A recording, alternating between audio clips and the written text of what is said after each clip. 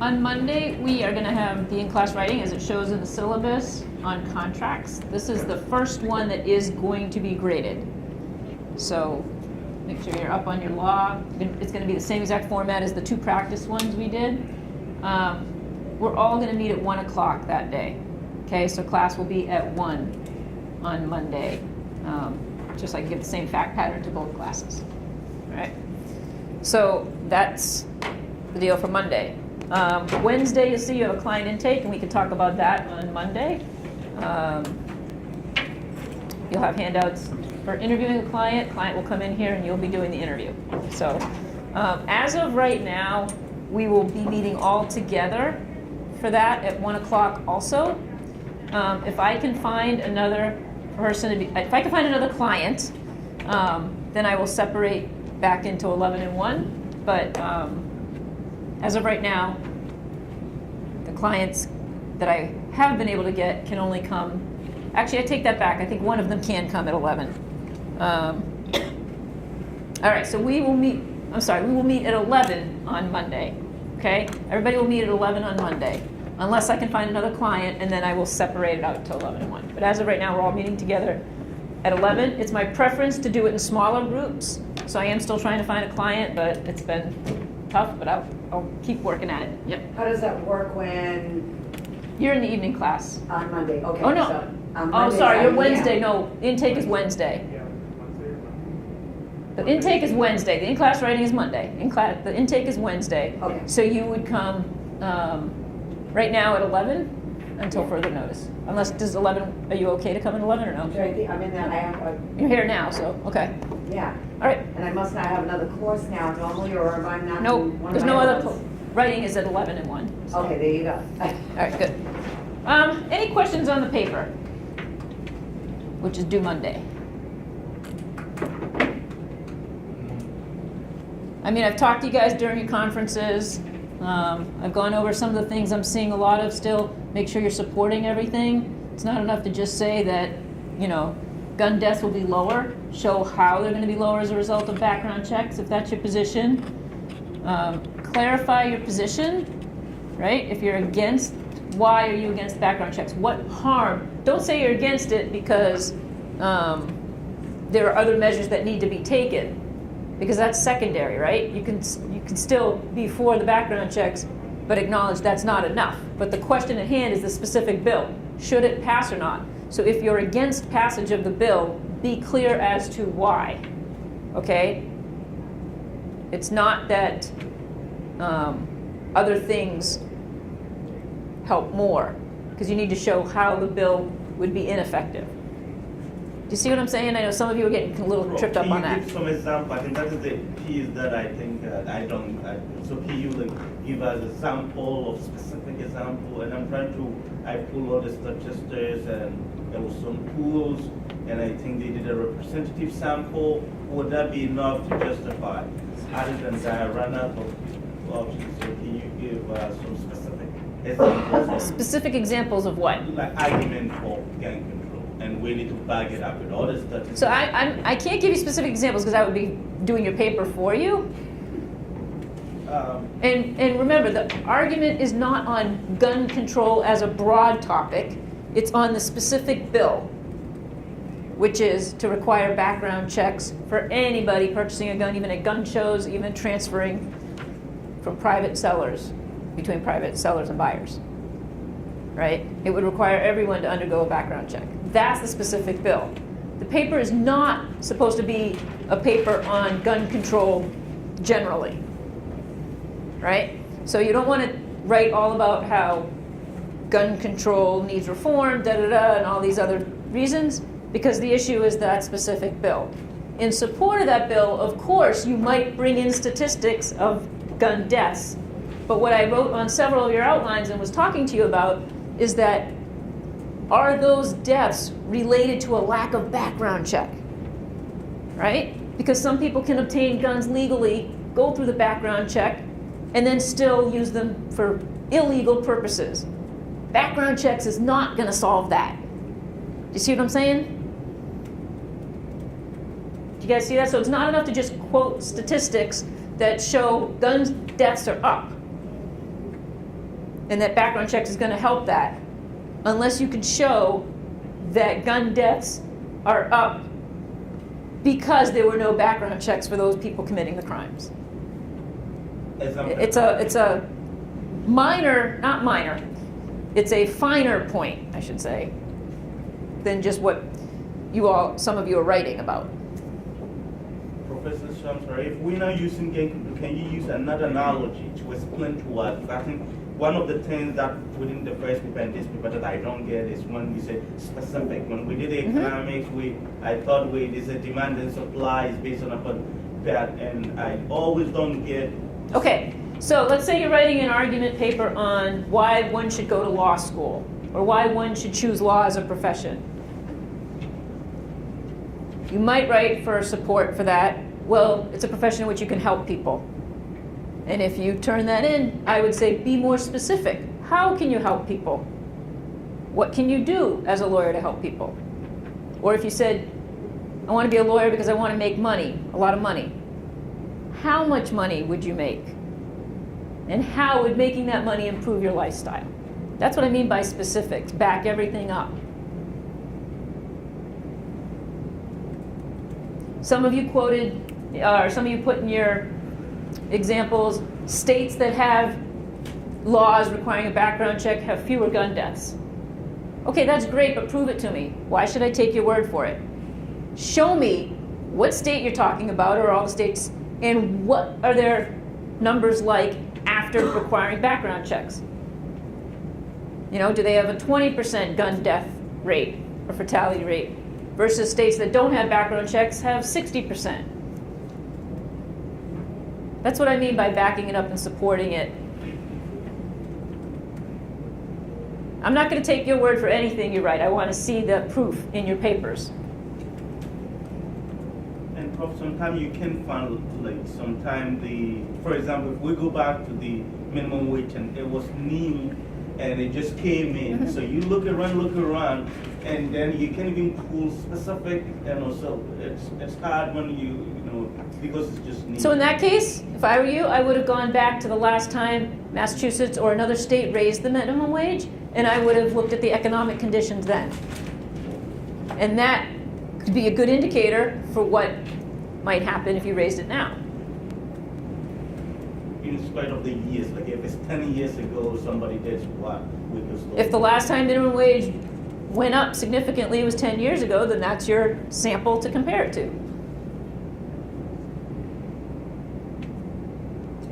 Yep. Yep.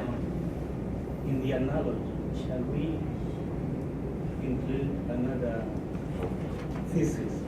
No, you have one thesis for your paper. And your thesis is whether you're for, and you don't use I language, remember, no first person, whether you're for passage of the bill or against, and why. Okay, some of you, many of you I should say, in your thesis put the bill should pass because there are too many gun deaths. Okay, well add another sentence about why background checks or how background checks is going to reduce the number of gun deaths. Why are you for passage of the bill? Or why are you against passage of the bill? List 1 to 4 reasons. Okay, but that's the thesis for the whole paper. The analogy is not another thesis. The analogy is not another subject. Other questions? Yes. Yep. Concerning this whole idea about analogy, I don't know whether it should be related to what we are writing or it is a completely different idea. It's not a completely different idea. It's related to the bill. Related to the bill? Related to the requiring of background checks. Or not requiring of background checks.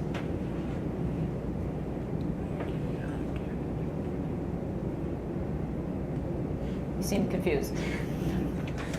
Yeah, it's tough. The analogy. It's really not. Don't. Maybe you're getting bogged down, but there are so many different options and ideas that you can go. Right? Requiring someone to get a background check is like what? Requiring someone to get steps to do in order to get something or obtain something is like what? Yeah, right. Allowing people to obtain guns without any kind of security measure or background check is like what?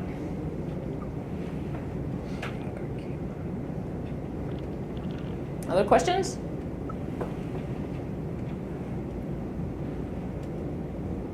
Sure? All right. All right. Rest of the class, we're going to talk about punctuation. I know it's so exciting.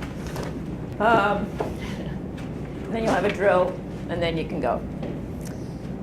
I don't know if we'll get to our exercise in the interest of time, but if not, we can always go over that on Monday. All right, I'm going to throw a lot at you. Stop me if you need more clarification on something.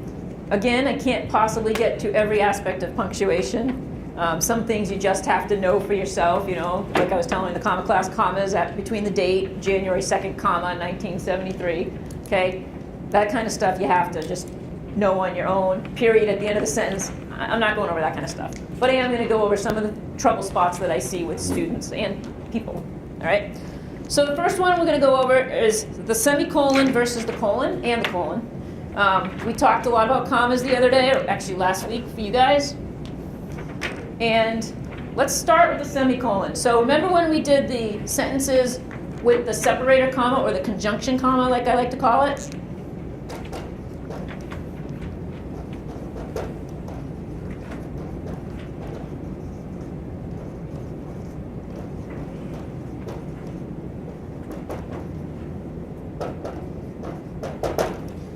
The chef made dinner and gave us all a treat. Okay? What's our conjunction? And? Part before it? Can it stand alone? Yep, that's an independent clause. Can the part after it stand alone? Gave us all a treat? Nope, it's a dependent clause. Therefore, do we need a comma or not? No, we do not, right? Only need a comma if both are independent clauses. Okay? So, if this said, the chef made dinner and the server gave us a treat, does that change anything? Yes. How does it change it? Actually, independence. Two independent clauses, which means what, James? Semicolon. Oh, you need a comma, right? Okay, when you have two independent clauses and a conjunction, you need a comma. Okay. Now, the semicolon can replace the comma and the conjunction. All right? So we can take, let me get my eraser.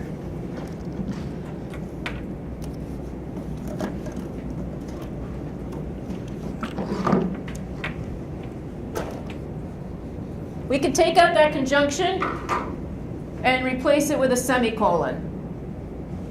A semicolon separates two closely related thoughts that are independent clauses. All right? A comma here would not be enough. The chef made us dinner. The server gave us all a treat. That would be what's called a comma splice.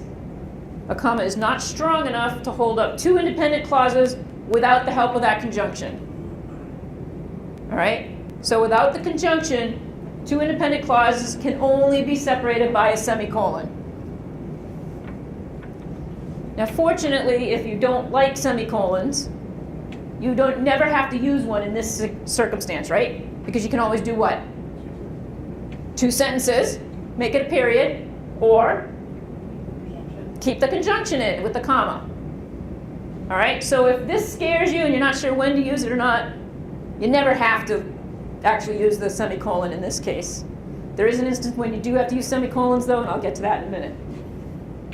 But focusing on this. So two independent clauses, closely related in thought. That one doesn't work anymore.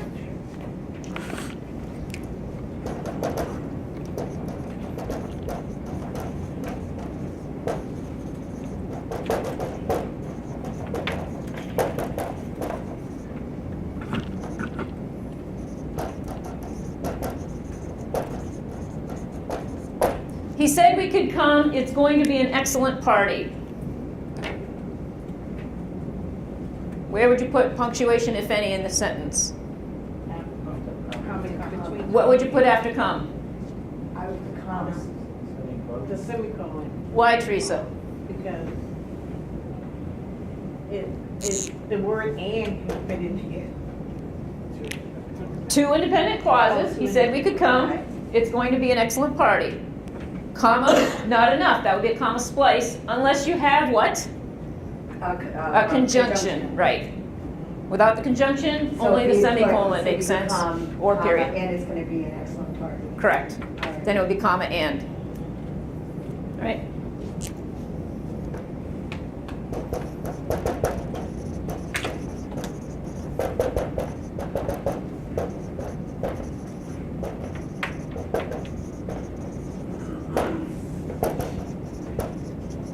If I can come, I will bring that dessert you love. Where would the comma be, O'Day? Why comma, not semicolon in this case? Dependent clause, right? If I can come, cannot stand alone. That's a fragment. Remember, semicolon only separates two independent clauses closely related in thought. Any questions on that? All right. That's the semicolon you can always work around and not have to use. Next one, you have to know how to use the semicolon in this case. And that's when, and this happens a lot in legal drafting, especially in statutes, in estate planning, all the time. When you have commas in your sentence, and you're separating parts of the sentence out, and there are commas within each section, you need semicolons to kind of show the reader this is a new area, okay?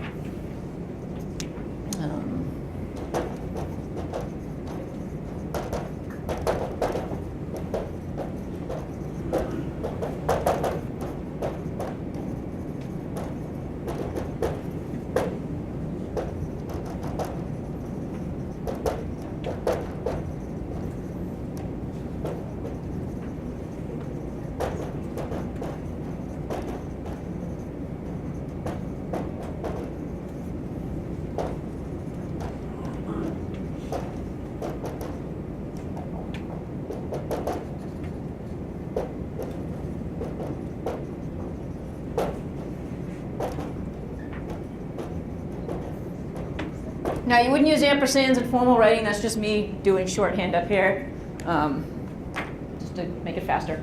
This semester, I'm taking contracts, torts, and writing. Next semester, I have property, civ pro, and criminal law. And next year, I am taking con law and evidence.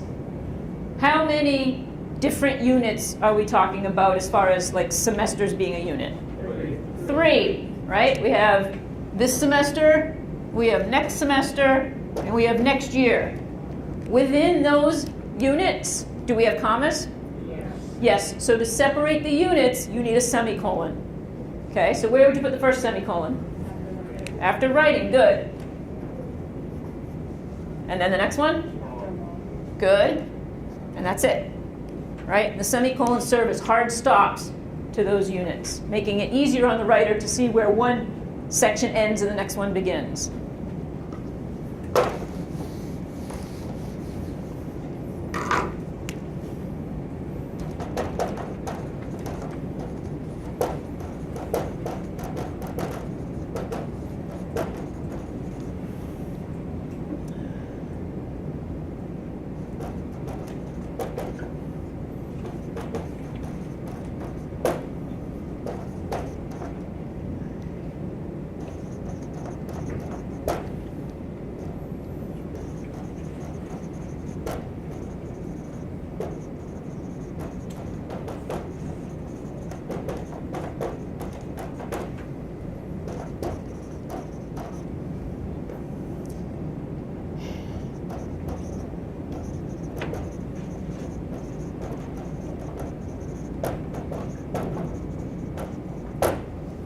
I leave my watch, ring, car, and china to Stephanie, my chess set, dresser, and baseball cards to O'Day, and my prize stamp collection to Teresa.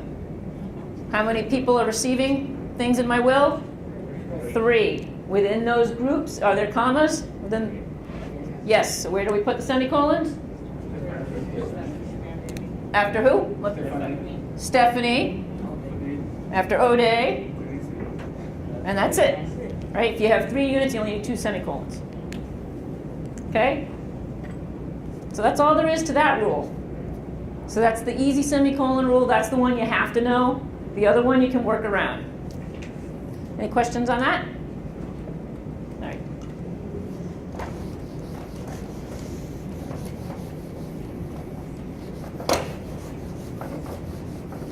Now let's talk about apostrophes. I don't even know where to start with apostrophe problems I see in writing. An apostrophe shows possession, okay? The girl's book means the book of the girl, okay? It only shows possession. That's what I want to get across. It only shows possession. If you see that word, IT apostrophe S, what does that mean? It is. This is not used to show possession, right? Think of it as like, that's the little I, and it jumps up. It is. The possessive form of its, if you want to say its ball was in the house, is just ITS, no apostrophe. Ever.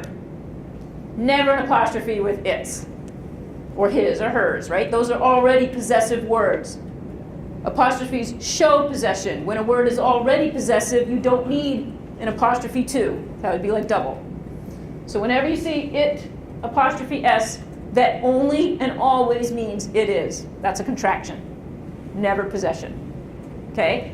Which means this is absolutely never correct. That does not exist. And if you see it, it's wrong. Its is already possessive. So that is nothing.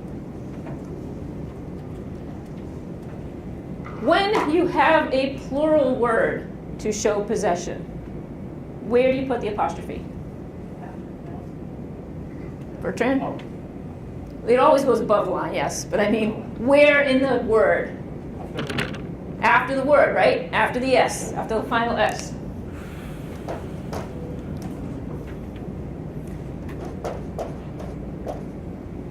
I'm not going to write that right now.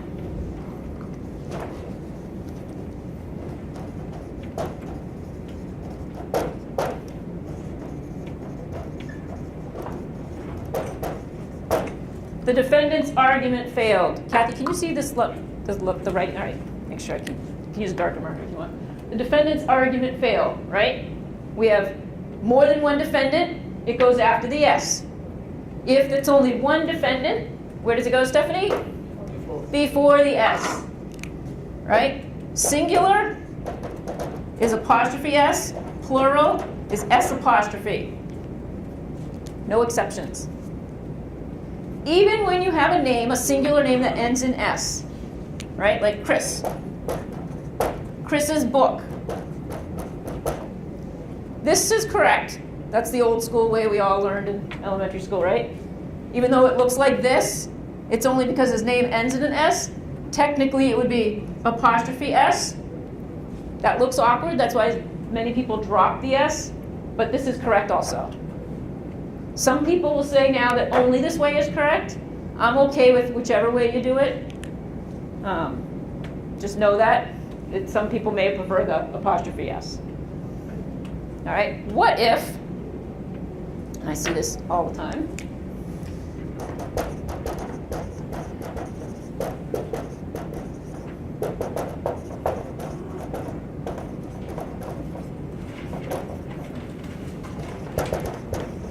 he is going to the Fisher's house for dinner.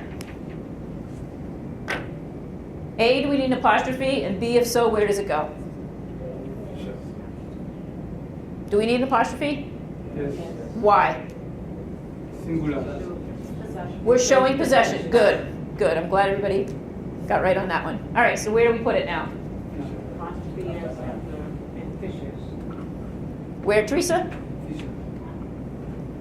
I said Fishers, apostrophe S. Where should the apostrophe S go? After this, or are you saying apostrophe before the S?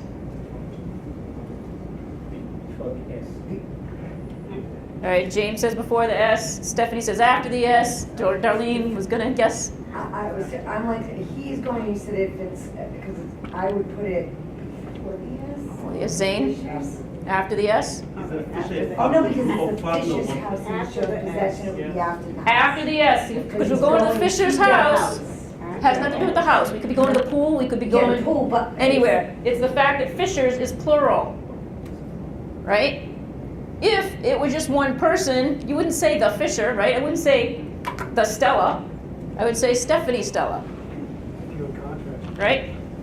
So if it were one person, it would give a name. He is going to Tom Fisher's house, in which case, then it's before the S, right? Plural, after the S, singular, before. I can't tell you how many times I see that wrong. I can't tell you how many times someone says, or writes, I should say, the Fishers are coming over with an apostrophe S up there. What did I say at the very beginning of this apostrophe lesson?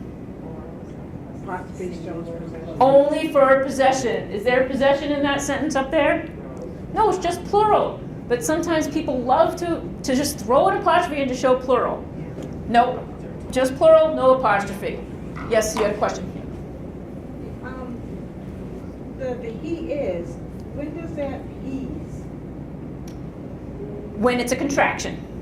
When it's Right? contraction? The possessions are his and hers, or my and your. Those are all possessive words. If you're saying he's, it's the same thing as it's up there. He is, he's. He's coming over for dinner. He's going to pass that exam. So is that a rule? He's going to blank Fishers, can that be? What do you mean by a rule? Does it have to be he is going, or? So I think you're asking, are you allowed to do contractions, right? I think. For me, yes. Some people and some professors may prohibit contractions in formal writing. It's okay with me, right? You can say don't instead of do not, or cannot, can't. I'm okay with that. Some professors don't like it in formal writing. Yeah. Regarding possessive and it's, if you say it's his, is it ITS because it's possessive? Which word is possessive? His. Okay, so it's IT apostrophe. Right. That's what I thought. Yep. I just wanted to make sure. In that sense, right? It is always it is. There's never possession. Yeah, because it fits. With You can its, say an it apostrophe. is his or it's his. Right. That's right. Just wanted to make sure. The apostrophe in it's just replaces the I. It jumps up and becomes an apostrophe. Think of it that way. All right, now I'm going to really complicate things. Now that you think you've mastered this part. Oh, no. I'm like, oh.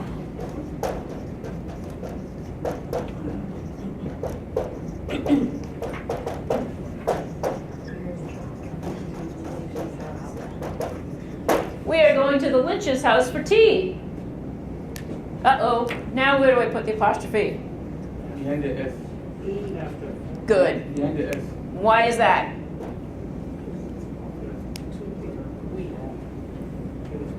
It's plural. Good. Okay, you followed the right rule. What if I said we are going to Tom Lynch's house for tea? So, good, Stephanie. We take the E out and we put it before the S there. What if the sentence were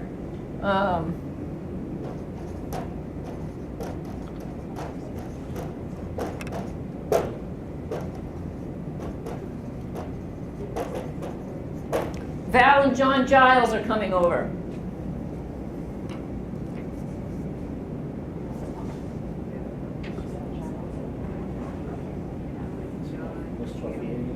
No apostrophe, right? No. We're just talking about people coming over. And it's plural. Good. What if I wanted to say we are going to Val and John Giles' house?